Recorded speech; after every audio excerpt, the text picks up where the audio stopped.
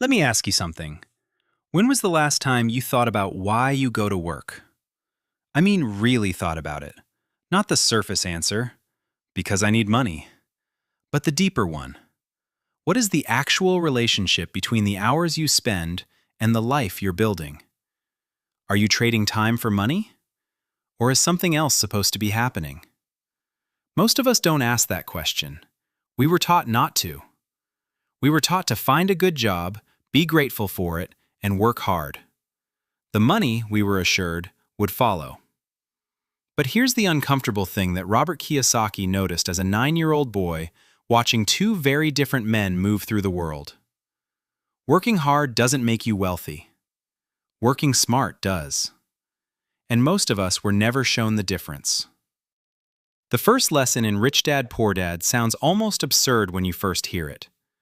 The rich don't work for money. What does that even mean? Of course people work for money. That's what work is.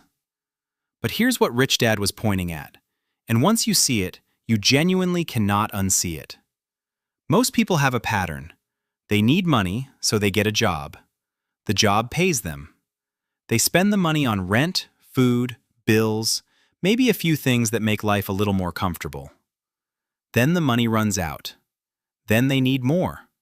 So they keep the job, or they find a better paying one, and the cycle continues. Rich Dad called this the rat race, not as an insult, just as an observation. A description of a loop most people run on their entire working lives without ever stepping back to examine it. The rat race feels like progress because your salary might go up over time. You get raises, promotions, but your lifestyle tends to expand right along with your income. A bigger apartment, a better car, maybe a house you stretch to afford. And so the expenses always seem to catch up with the income. The freedom that was supposed to come with earning more somehow never quite arrives. Here's why. Rich Dad drew a distinction that changed the way Robert, and eventually millions of readers, thought about work. He said, most people work for three entities: their employer, the government, and the bank. Their employer takes most of their waking hours. The government takes a portion of their earnings before they even see it. That's tax. And the bank takes a slice through mortgage interest, credit card interest, and debt. After all three are paid, the person is left with whatever remains. And they build their life from that remainder. The wealthy, Rich Dad observed, operate differently. They don't start by working for money. They start by acquiring assets, things that generate money for them, even when they're not working. Over time, those assets produce income that covers their expenses. And then, eventually, they work because they want to, not because they have to. That distinction, between needing to work and choosing to work, is the difference between financial freedom and financial dependence. And it has almost nothing to do with how much you earn. Now here's the part of this lesson that people often miss. Kiyosaki isn't saying, don't work. He's not preaching idleness or shortcuts. He's pointing at something more subtle, the emotion that drives most people's financial decisions. Rich Dad told Robert and his friend Mike, watch what fear and desire do to people around money. Fear of not having enough money drives people to take any job, stay in bad situations, avoid taking risks that might actually lead somewhere better. It keeps them running, not because they're lazy, but because the fear is louder than the strategy.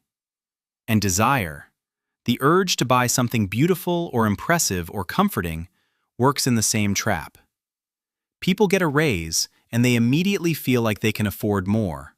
A better phone, a nicer car, a holiday they haven't quite saved for. The raise gets absorbed before it can ever build anything. Rich Dad's lesson wasn't suppress your emotions about money. It was become aware of them. Don't let fear make your decisions. Don't let desire drain your gains. Step back far enough to see the pattern before you react. That's harder than it sounds, because these emotions are often invisible. They feel like logic. They feel like practical necessity. I need this car to get to work. I deserve this treat. I've been working so hard. And maybe those things are true. But there's a difference between a conscious choice and an automatic reaction. The first lesson of Rich Dad, Poor Dad is, at its core, a lesson about consciousness. Wake up to the loop you're in. See it clearly. Then you can decide what to do about it. Let me make this concrete. Imagine two people who both earn the same salary. Let's say $50,000 a year. Person A gets their paycheck and pays their rent, their car, their bills, their subscriptions, and their credit card. Whatever is left, maybe a few hundred, gets spent on life, on weekend plans, on things that make the month feel livable. They are not wasteful. They are not irresponsible. But at the end of the year, they have very little saved and nothing invested. They are entirely dependent on next month's paycheck. Person B earns the same amount, but before they pay anything else, they put aside a portion, automatically, into investments. They have systematically kept their expenses lower than their income, not dramatically, but intentionally. Over years, those investments grow. They generate a small return, then a slightly larger one. The returns are reinvested. Slowly, quietly, a second source of income is building, one that doesn't require them to show up anywhere. After 10 years, Person A is still running the same loop, just with higher expenses because life got more expensive. Person B has a growing asset column that is beginning to reduce how much they need to work. Same salary, completely different financial trajectory. The difference wasn't income, it was understanding. Here's what Rich Dad wanted Robert to really absorb from this first lesson. Don't spend your life working for money. Spend your life learning to make money work for you. This is a shift in orientation. It doesn't happen overnight. It requires understanding how assets and liabilities work, which we'll get into in the next lesson. It requires patience, which our culture is not exactly designed to reward. And it requires tolerating some discomfort. The discomfort of living below your means for a while, of delaying certain pleasures, of thinking long-term in a short-term world.